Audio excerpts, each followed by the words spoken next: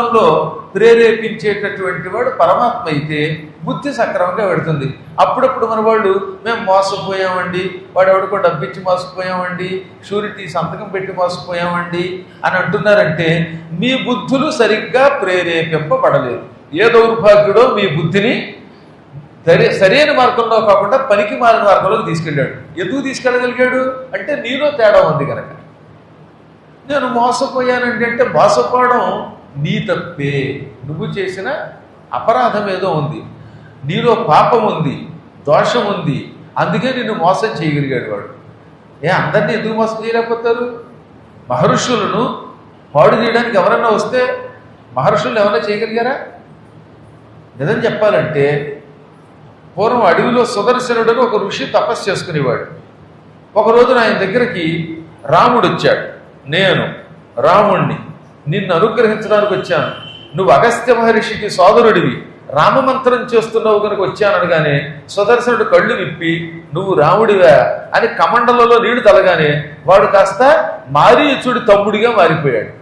వాడు మారీచుడి తమ్ముట్ట. రాముడి వేషంలో వీడు మోసం చేసి వీడు మోసపోయాక చంపుదాం అనుకున్నాడు. కానీ తపశ్శక్తి కలిగిన వాడు కనుక నీళ్లు తలగానే వాడు అసలు రూపం ధరించాడు, దెబ్బగా అడిగి పారిపోయాడు.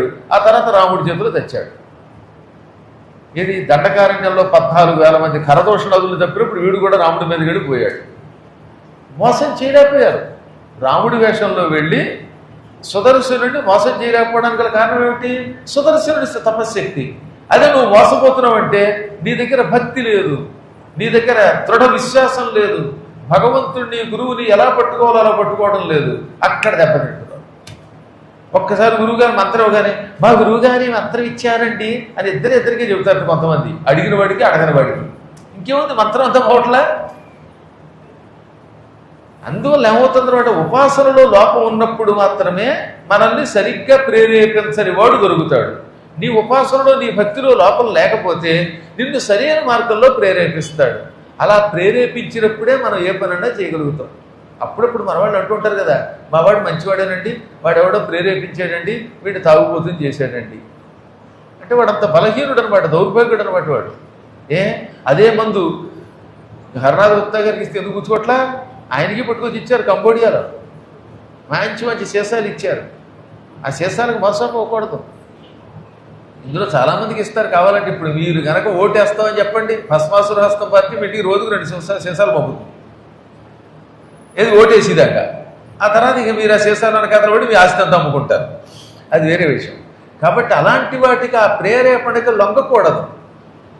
అందుకని సరైన మార్గంలోకి వెళ్ళాలంటే, ఎవరి చేతిలో దెబ్బతినకుండా ఉండాలంటే మనకి సంపూర్ణముగా ప్రేరేపించే ఒక శక్తి అండ ఉండాలి.